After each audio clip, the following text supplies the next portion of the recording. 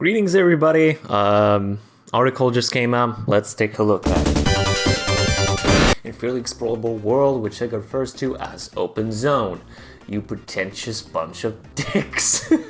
So why is it open zone as opposed to an open world? Director Morio Kishimoto, told IGN all about it. Kishimoto refers to it as opposed to known as Sonic Frontier's secret weapon. Oh boy!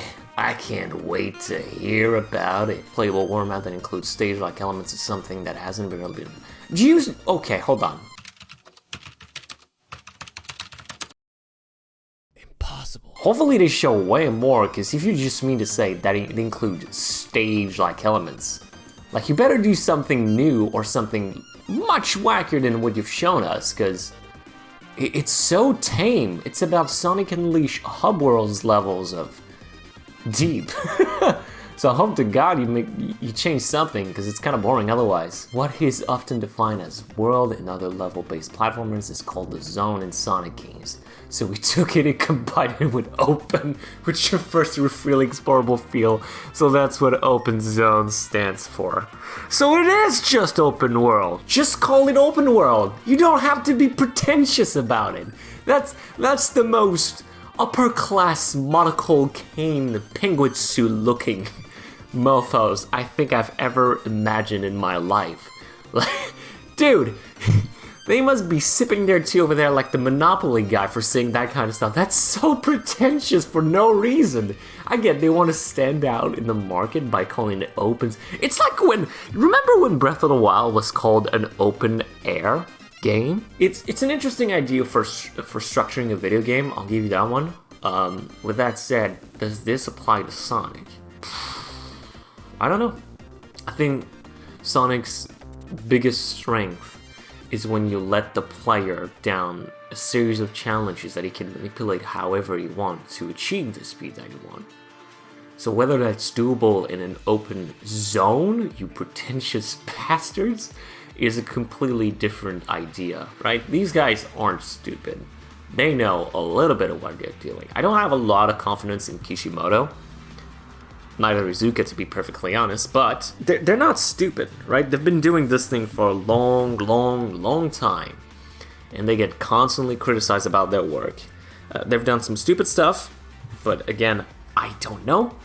They haven't shown much about Frontier, so it's hard to say. The way they're explaining it is much more akin to something like Odyssey in my mind, which is, hey, get a big world, a big sandbox, probably way more expensive than the sandbox levels of Odyssey. I'd wager the islands in Frontiers are much more expensive than those in Odyssey, where like secret caves you can go in to do the cyberspace stuff. That's what I'm guessing. From grinding rounds to platform object loops and so on, the open zone is back with athletic action we love in Sonic game. Is it gonna be as free-flowing as I hoped it'd be? And what I mean by that is, if you play something like Mario Odyssey, again, if you want to have great mobility platformer, or at least sandbox platformer, Mario Odyssey is basically the king of modern times. It essentially allows you to go from obstacle to obstacle to obstacle nearly flawlessly, right? And it's designed with the idea that you can move in any which direction and access something incredibly fast, incredibly effectively, as long as you have the skill to do so. So like the fact that you can throw a cap, jump on the cap, do a bounce, then throw the cap, then dive on the cap, then do a second bounce, and then re-dive on top of that.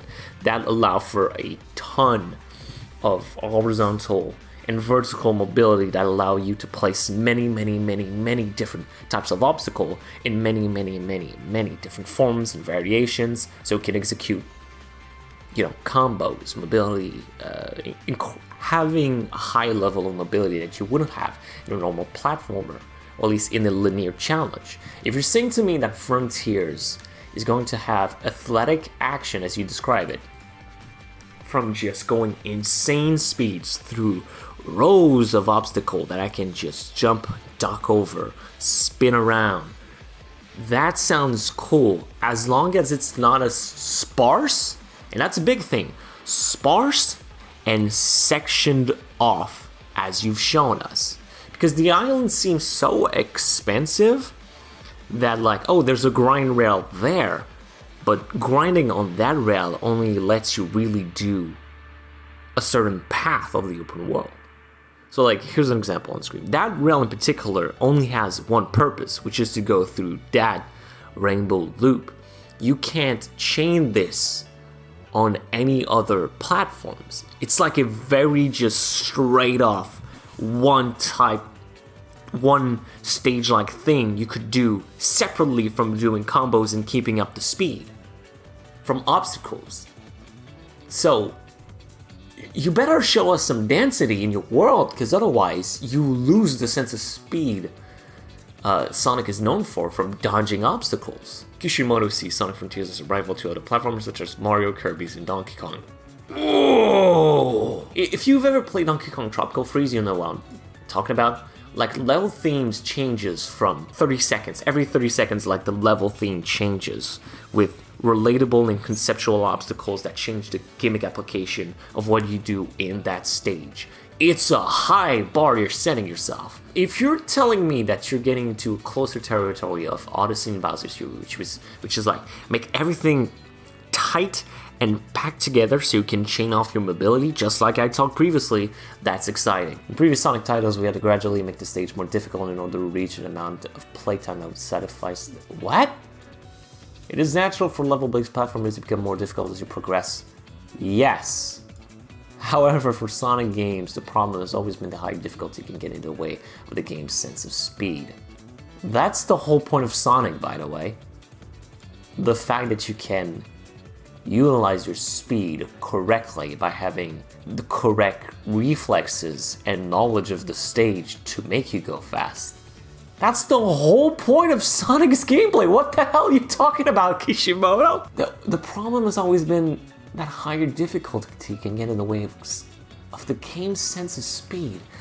In Sonic Frontiers, the open zone offers a lot of content already, so raising the difficulty in order to increase the playtime was no longer necessary. What the hell? From start to finish, we were able to maintain the sense of speed with the ideal level design for a Sonic game. What the hell you're talking about? The whole point of going fast is to make it exhilarating because you've dodged that many obstacles. Are you saying that you're lowering the bar of difficulty because you want to keep the artificial sense of speed? The greatest sense of speed I've ever gotten from a Sonic game was in Sonic Unleashed, which is arguably the most difficult 3D Sonic game. And you go so fast in that game, and you can ram into things at Mach 10, and it feels awful. But when you master that level, oh my god, the sense of speed you get is insane. I have no idea what they're talking about here. Kishimoto explained Kishimoto assured us that the game's main focus was on Sonic's exhilarating sense of speed, which is why tackling these puzzles is mostly optional. Why include them then? If you're caring about the sense of speed, right, why wouldn't you design puzzles around the sense of speed? It's fine having quieter moments. That's essentially why platforming was always there, Sonic, by the way. If you want to know why Sonic isn't just speed all the way, is because there's always certain bits of platforming you have to do to make sure there's those quieter, slower moments, by the way.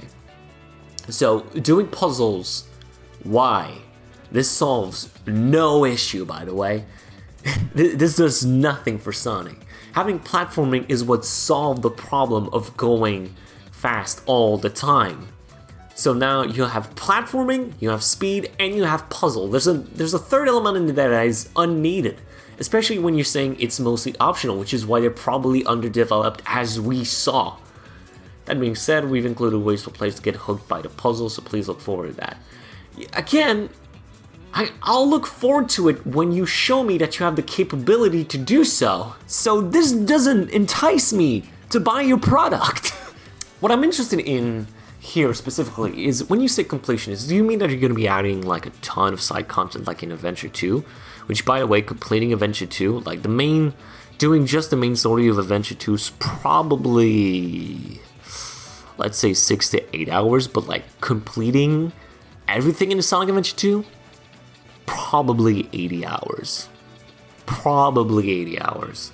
So, I hope you mean doubling the time, as in more interesting ways to play the levels, the open world, and not just collecting everything, because that's kind of boring. If you task me, and I will repeat this, if you task me of completing Sonic Frontier by collecting fucking red rings and purple rings around the world map, you can go yourself right now. That's a terrible way to do this because you've done so much better. Fun. I'll tell you that one. I think that's a fun concept, especially for an open world. Unlocking as you go along special moves essentially removes the upgrade system, the linear upgrade system of Sonic Adventure 2, and makes it into a much more open-ended way of playing Frontier, which sounds fun. I cannot wait for a demo so I can get a proper impressions of what this is. Buying it? But playing a demo? Oh hell yeah. For Sonic Frontiers, doing a speedrun for the entire game might be a fun challenge. You're just describing doing a speedrun, Kishimoto, that's...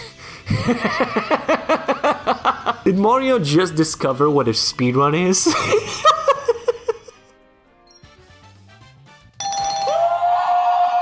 I can't say in good conscience this puts... Like, I feel like every new piece of news I get about Sonic Frontiers only benefits to strengthen my concerns for it. Everything about Sonic, well, not everything, but a major part of every major news piece that comes out like this article, only serves to strengthen worries and concerns. I don't know what to feel about this game, man. I'm so concerned about how this is gonna turn out because the trailer don't invoke the confidence. And maybe if the trailers were better, I'd feel better about this article in particular. But there's still stuff in here like, oh, the difficulty. But what do they mean by that? Just so many things in every major piece outlet. Every time I feel good about one thing, there's two other things I feel bad about. Alright, I think that's gonna be it for now. I'm gonna have a mental breakdown, man. Thank you guys for watching. Have a lovely evening, a lovely morning, a lovely afternoon, and everything in between.